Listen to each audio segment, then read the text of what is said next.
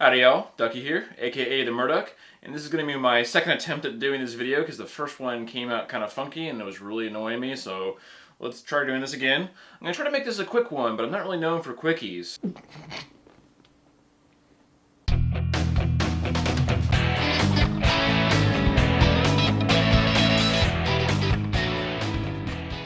So let's just get right into this one. This one's going to be for the Transformers YouTube community.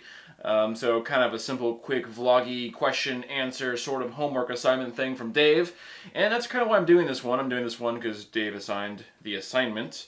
The general question was, why do we buy these things, toys, Transformers, whatever, and then kind of complain about it? You know, complain about the toys themselves, complain about the cost, the space, the whatever.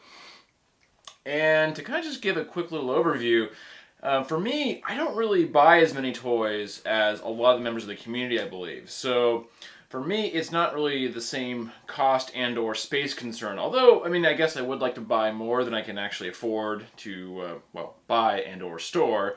So for the most part, I don't feel that same need that a lot of collectors seem to feel.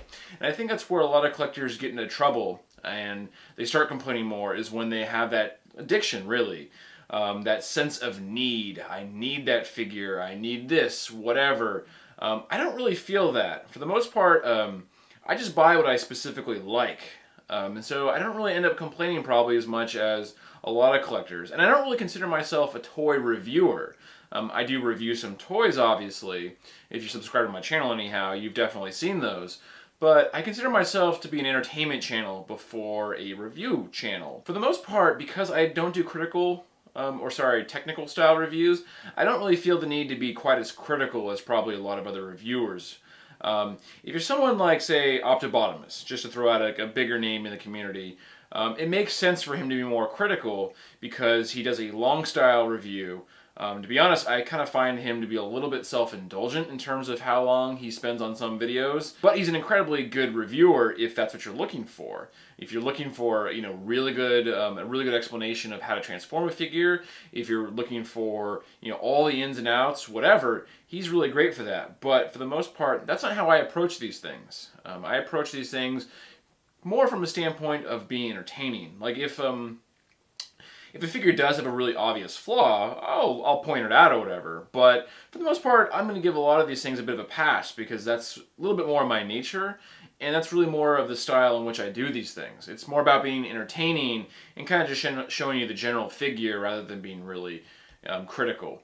But there certainly are some figures where I have been critical, not necessarily so much in the Transformers reviews, but if you've seen my Halo figure reviews by Mattel, I'm really critical of the detachable armor pieces, as I don't really feel they work for the most part. They're a little bit annoying, and so I don't like them, and I've been very vocal. I think in all three of my reviews I've done for those so far, I'm really critical of the armor pieces. But for the most part, because I don't feel that insatiable need to collect everything that a lot of collectors go through, I don't really end up complaining as much. I'm really only completionist when it comes to Starscream, and even then, there's a lot that I don't have. Otherwise, the figures I'm collecting for the most part are going to be figures I just really like.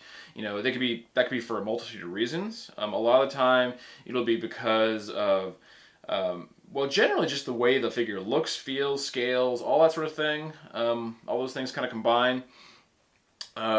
Or Starscream. Occasionally I will buy things purely just for the character. Like in the case of my hype on Transformers Prime, I was trying to get all the Decepticons at one point, which I'm not sure I ever accomplished, but the hype has kind of simmered down, and I've even sold some of the figures off that I once had. But for instance, on my shelf, somewhere up there, I don't know if it could be seen from here, somewhere in there, I don't know, that's my general Transformers shelf up there.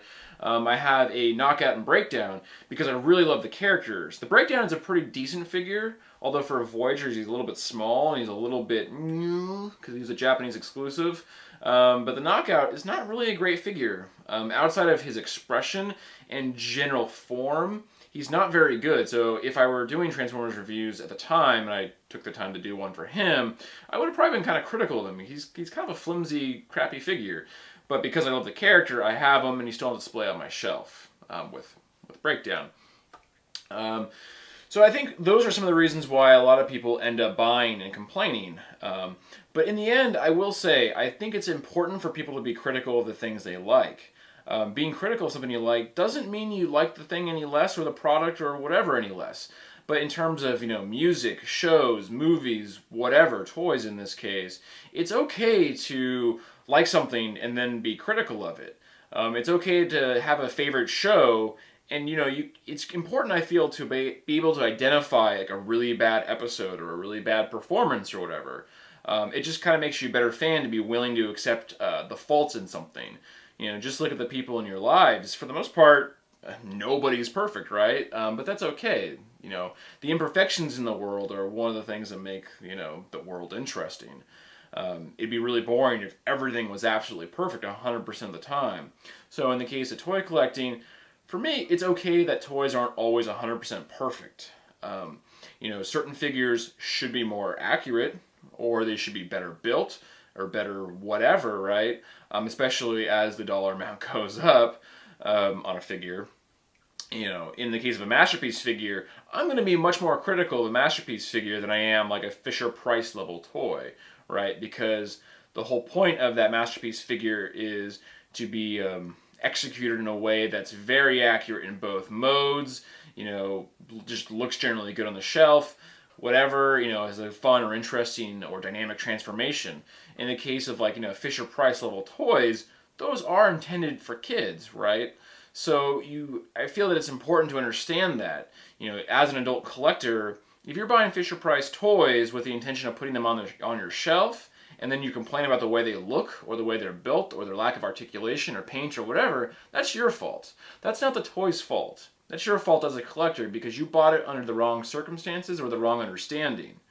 But in the case of a Masterpiece figure, I think it's more acceptable to be more critical of those figures because they are intended for adult collectors. So those figures, there's a certain level of expectation in terms of the way they're executed, and therefore it's okay to be more critical.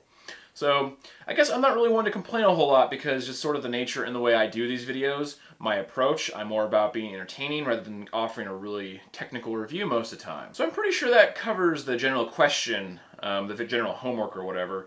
And I wanted to make sure to get this one done and just upload it really quickly as, I'm a fan of Dave and it was kind of a fun assignment to do, and I really like the idea of us having these, bi-weekly, monthly, however it ends up being, little video assignments. It's kind of a fun mechanic to make sure, everyone's producing content and kind of helps the community grow a little bit. But even though I'm not one to complain a lot, I wanted to do this video really quickly as I'm a fan of Dave, and I thought it was just a fun idea. So hopefully this pretty much takes care of it. Hopefully I answered things at least adequately and was at least marginally entertaining or informative or whatever I do. Hopefully that covers it.